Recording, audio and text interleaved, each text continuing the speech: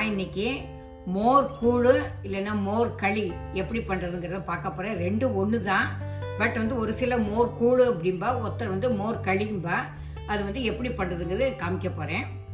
அதுக்கு முதல்ல என்னெல்லாம் வேணுங்கிறத சொல்கிறேன்னா, இதுக்கு முதல்ல அரிசி மாவு நான் 2 கப்பு எடுத்திருக்கேன். அதே மாதிரி தயிர் 2 கப்பு எடுத்திருக்கேன். மிளகா வத்தல் எடுத்திருக்கேன். உப்பு எடுத்திருக்கேன். பெருங்காயம், எண்ணெய், கடுகு, உளுத்தம்பருப்பு. நான் தயிரை மோர் ஆக்கியிருக்கேன். 2 கப்பு தயிருக்கு 2 கப்பு தண்ணி விட்டு மோர் வச்சு பண்ணியிருக்கேன். நான் முதல்ல 2 கப்பு அரிசி மாவை போட்டுக்கிறேன். அதோட மோரை விட்டுக்கிறேன். தயிரை மோர் ஆக்கி வச்சுருக்கேன்.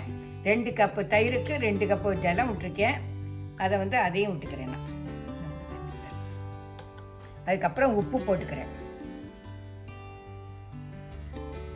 இதை இப்போ விஸ்க் இல்லாமல் நல்லா அந்த அரிசி மாவும் மோர் இதெல்லாம் நல்லா கலக்கியாச்சு. இதில் உப்பும் போட்டிருக்கேன்.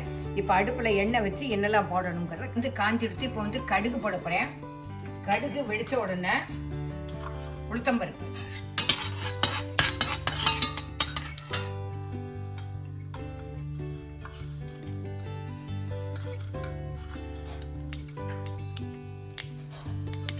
கடுகு வெடிச்சிடுச்சு. இப்போ உளுத்தம்பருப்பு போடுறேன்.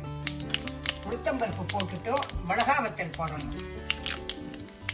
ஒரு சில இதுக்கு மோர் மிளகா போடுவோம். மோர் மிளகா போட்டோன்னா கொஞ்சம் கருப்பாக இருக்கும். அதனால எல்லாம் கருப்பாக தெரிஞ்சு விட்டு நான் வெறும் மிளகா வத்தல் மட்டும் போட்டிருக்கேன்.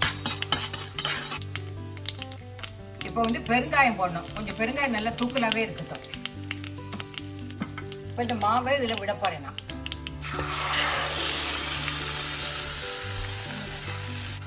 இதில் ஆல்ரெடி உப்பும் போட்டாச்சு. இப்போ நான் இதை கிண்டுறேன். கிண்டிட்டு கொஞ்ச நேரம் கழிச்சு எப்படி அருந்துங்கிறத காமிக்கிறேன்.